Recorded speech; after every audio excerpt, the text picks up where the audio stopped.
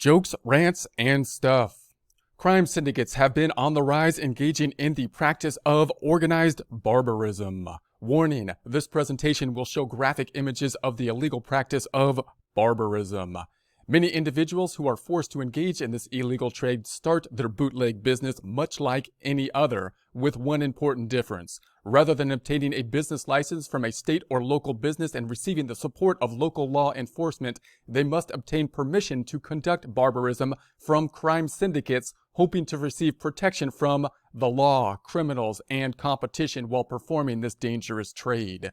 Many well-intended social nonprofit organizations have been formed in an attempt to educate these bootleggers into more socially acceptable trades as a means of making a living, such as distribution of marijuana, booze, or gambling. However, these well-intended attempts at intervention have done little to curb the growth of the barbarism enterprise. Apparently, the growth is driven by some unexplained human demand for the illegal service of barbarism, making the pull to engage in the bootleg activity difficult to resist for many, despite the risk. Libertarians have the audacity to propose the idea that legalization would result in a better outcome than increased restrictions and enforcement on the prohibition. What in the world are they talking about? Are they asking people to think for themselves? Let's explore this counter-common sense proposal. Legalizing barbarism would lead to increased quality of the service due to transparency.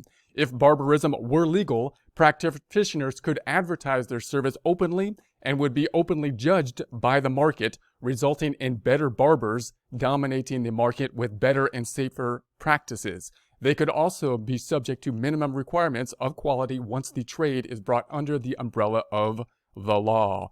Barbarism would no longer have to take place in dark alleys using rusty utensils. Instead, practitioners could learn the dangers of barbarism and how to minimize them. Legalizing barbarism would reduce the power of crime syndicates. The violence resulting from turf wars over conduct of the profitable bootleg business of barbarism would be eliminated. Legalizing barbarism would mean that practitioners would be under the protection of the law like any other business, rather than being forced to seek protection from crime organizations. Legalizing barbarism would lower the price. You can see this as a pro or a con, because a lower price may lead to more barbarism. However, the lower price will reduce the power of crime organizations as they seek the high profit of organizing and trafficking the illegal trade of barbarism. Legalizing barbarism would also lead to more tax revenue for government, as businesses are now willing to report their income and pay taxes on them. Legalizing barbarism could increase jobs. The jobs may not be as respectable as industries like marijuana distribution, booze distribution, or gambling, but it could allow some to make a living.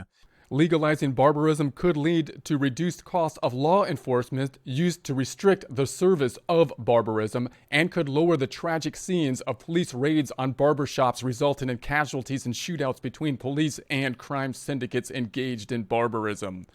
Legalization of barbarism will also reduce car accidents due to unwieldy hair blowing in the driver's faces, which is a rising cause of fatality.